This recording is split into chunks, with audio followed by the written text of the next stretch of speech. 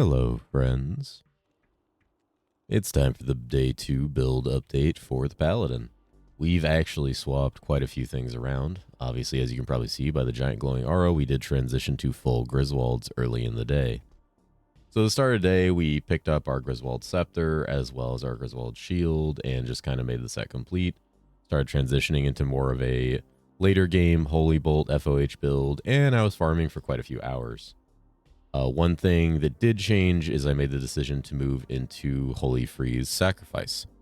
I did that a little earlier than I had initially planned to. I initially planned to buy up all the really good gear, like Nightwing's Veil, Azarath, Skywarden, and everything I'd need to swap over, but I kind of decided I wasn't really happy with where FOH and Holy Bolt was, and I didn't want to put more currency into it to push it.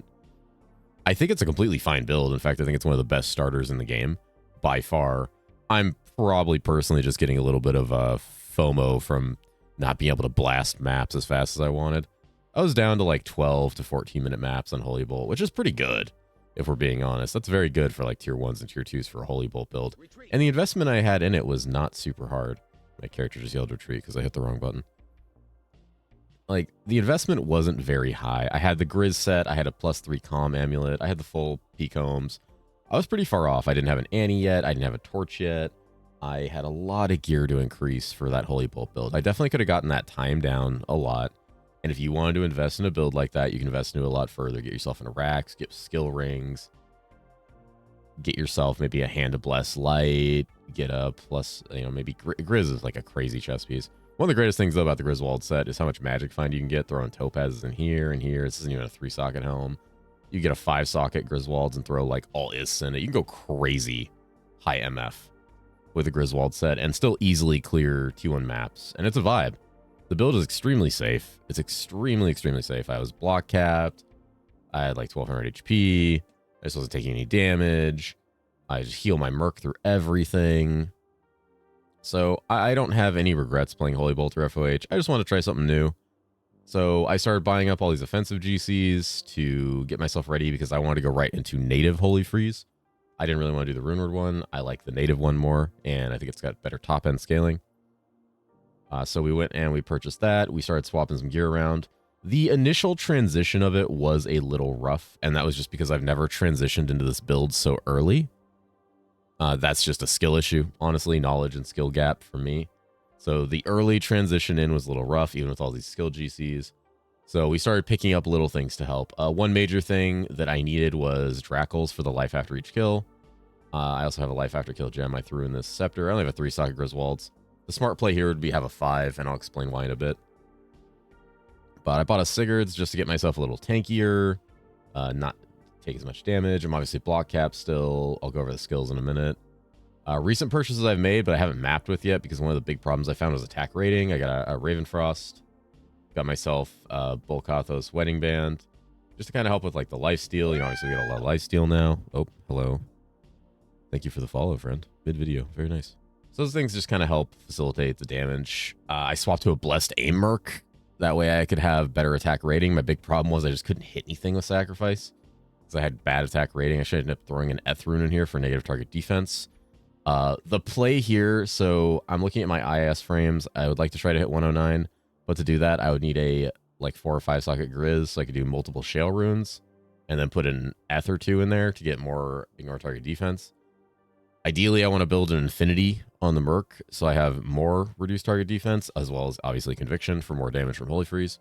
I got myself a pretty decent Torch, 1940 Vit, and then I got a really good Annie. This is an un-ID that I bought. ID'd really well. Very happy about that. That'll be in the highlights at the end of the video, as well as some other pretty crazy finds. I may have found probably the most valuable item I'll find this season at the end of that highlight video, so have fun with that. Yeah, this is an early transition with a lot of the gear. It's felt pretty good. It's not, the teleport pop an entire pack just yet. There's a couple swings, but when you get that pop, it feels extremely satisfying. The whole pack just vanishes. Right now, we're sitting at, let me get the aura to actually function. Sitting at 86.93 top end on Sacrifice. We're going to keep pushing that, obviously. Today, the plan is to farm a bit more, try to sell some more of the valuable stuff I have. I have so far resisted certain temptations to roll Necromancer. And I'm now trying to just sell this wand for a more reasonable price this early in. See if I can get like at least maybe 2 HR for it, or if not 3 would be lovely, since it's a perfect wand outside of like 2 mana on kill. But yeah, the idea is to farm quite a bit today, push into some better gear, ideally Azarath, Skywarden, Nightwing's Veil. Probably get a +2 all necklace because I want to scale more points in Sacrifice and Joust. Probably keep Griswolds for the time being. It's a good chest. Eventually, I'd probably go with a Steel Carapace for more defense, or Arcane's Valor is a really strong one.